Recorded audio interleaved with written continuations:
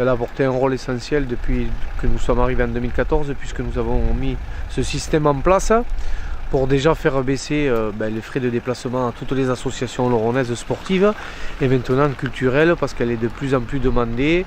Il me semble que c'est 600 déplacements annuels, donc c'est vrai que c'était un outil important et de le pérenniser sur les 2 prochaines années, c'est essentiel pour les associations.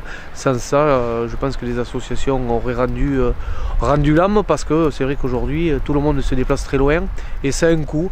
Alors, on n'a pas dit qu'on allait solutionner le problème des déplacements, on a dit qu'on allait apporter une nouvelle aide.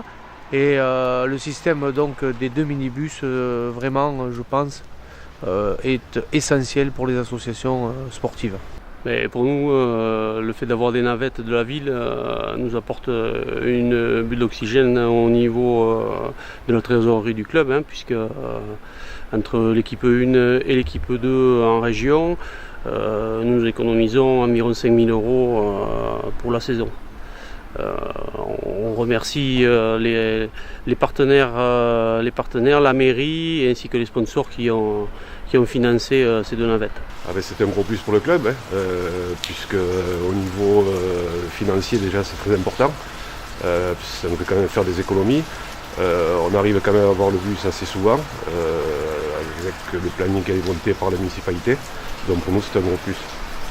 Le groupe Montagnier-Ribert utilise les minibus lors de ses grands déplacements.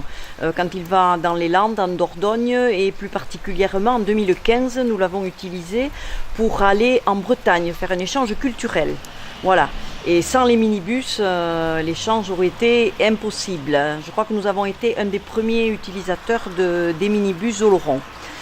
Cette année, nous renouvelons un échange culturel toujours avec les Bretons, avec les chanteurs de Plodrin dans le Morbihan, et en juillet 2018. Voilà, donc sans les minibus, l'association ne peut pas financièrement arriver à boucler son budget pour assurer cet échange.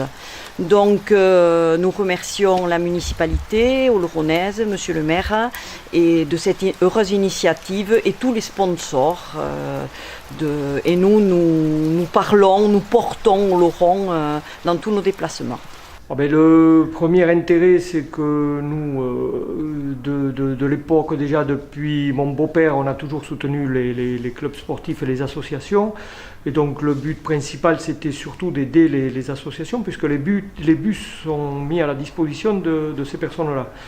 Donc plus qu'un geste publicitaire, ça a été plus un geste généreux envers les associations, quoi.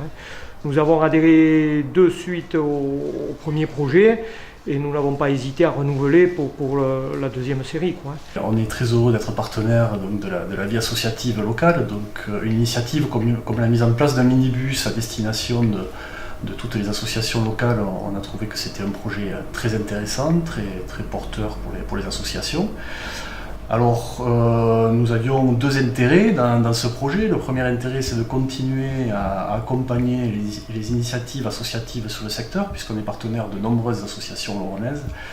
Et puis le deuxième intérêt, bien évidemment, c'était finalement, via ces minibus, d'avoir une structure de communication mobile sur le secteur qui nous permettent de bien nous faire connaître auprès de la population locale. Voilà, donc on va dire un intérêt partagé entre la commune, les associations locales et puis le Crédit Mutuel dont je suis le représentant sur Oloron.